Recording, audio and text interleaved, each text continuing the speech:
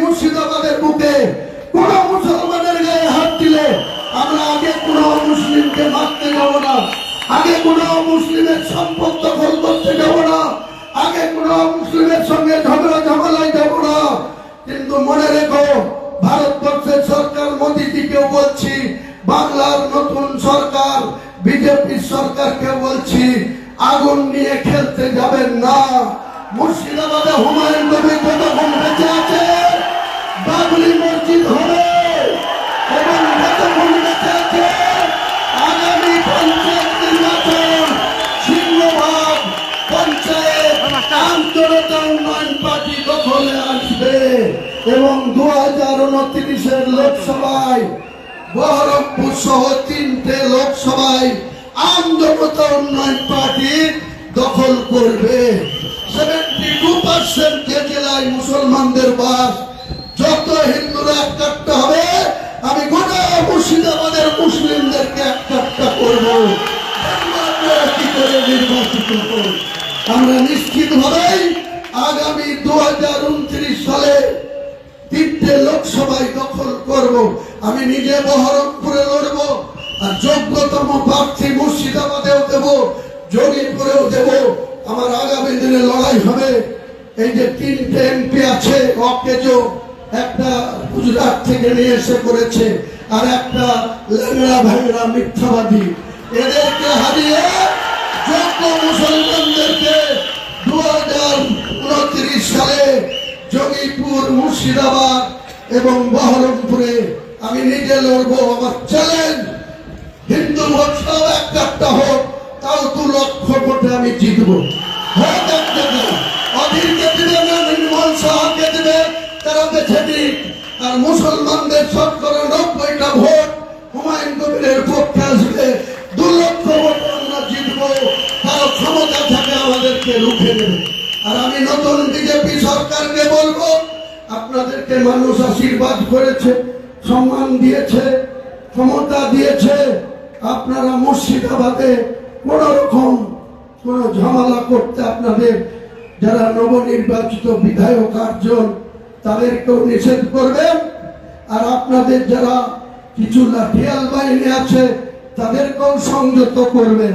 আমি আগেও বলেছি, আবার বলছি, আমরা কাউকে আগে থেকে কারো সম্পদ দখল করতে যাব না, আগে থেকে কারো গায়ে হাত উঠাবো না।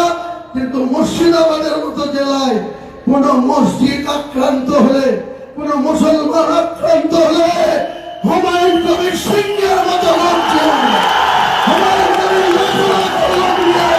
রাস্তায় নামবে। কোনো বাধা মানব না, কোন সরকারের প্রশাসনকে মানব না। যেদিন হুমায়ুন কবিরের মাথা গরম হবে, কোন প্রশাসন সেদিন হুমায়ুন কবিরকে রুখতে পারবে না। আমি এরপরে লোকাল কয়েকটা কথা বলে আমার বক্তব্য শেষ করব। আগামী আপনাদের সকলের কাছে আমি করজোড়ে অনুমতি চাইছি, 9 তারিখ আমি যাব, কিন্তু আমি শপথ নিতে পারবো না, কারণ আমি রিজাইন করিনি, এখনো করব না।